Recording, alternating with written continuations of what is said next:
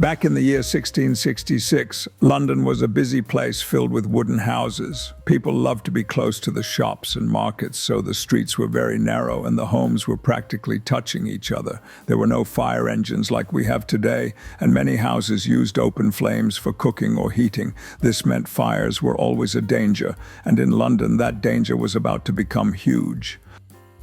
It all began in a bakery on Pudding Lane on September 2nd, 1666. The baker, Thomas Fariner, had gone to bed thinking he had put out the fire in his oven, but a tiny spark remained, and in the middle of the night the spark grew into flames. Because most things in that bakery were wood, including floors, beams, and stored materials, the fire spread quickly. The night was dry and windy, and it hadn't rained for a while. That wind acted like a bellows in a fireplace, blowing the flames from one house to the next. In just a few hours, an entire neighborhood was ablaze.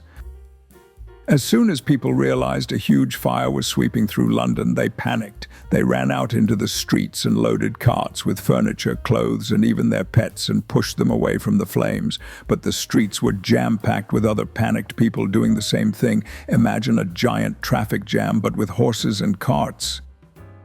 The mayor of London at the time was Sir Thomas Bloodworth. People suggested tearing down some houses to stop the fire from spreading. This method was called creating a fire break, but the mayor worried people would be angry at having their homes destroyed. At first he delayed, saying the fire wasn't that big a deal.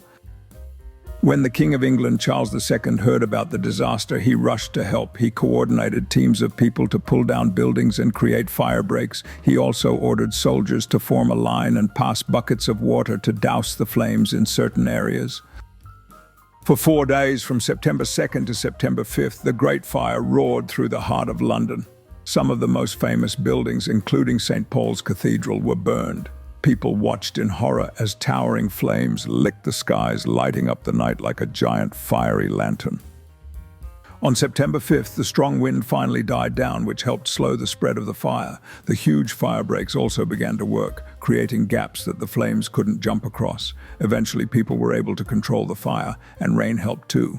By September 6th, the fire was mostly out. Over 13,000 houses and 80 churches were destroyed. Many people lost their homes and everything they owned. A famous architect named Sir Christopher Wren was put in charge of rebuilding. He designed a grand new St. Paul's Cathedral, which still stands today. After the Great Fire, if you visit London today, you can see the monument to the Great Fire of London, which stands near Pudding Lane, where the fire started. Even though it was a terrible disaster that caused huge losses, the Great Fire of London led to a safer city in the long run. Londoners learned the importance of fire safety, and the city's architecture changed to stone and bricks, which was more fire-resistant. Today, the story reminds us that sometimes big challenges force us to improve and rebuild in better ways. The story of the Great Fire of London is not just about loss, it's also about resilience and learning from mistakes. Today, the legacy of the fire teaches us important lessons about community, safety, and the spirit of rebuilding. Modern London embraces its history while ensuring that the lessons learned from the Great Fire are not forgotten. Community events and educational programs celebrate this pivotal moment, fostering awareness about fire safety for future generations.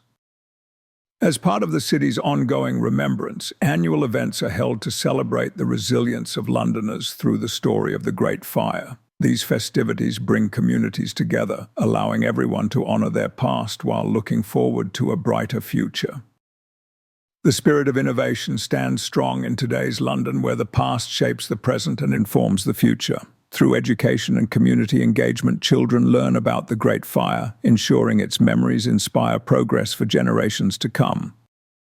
Museums and interactive exhibits invite visitors to dive deeper into the history of the Great Fire, making learning fun and engaging. These experiences ignite curiosity and passion for history, encouraging new generations to understand the importance of safety and community.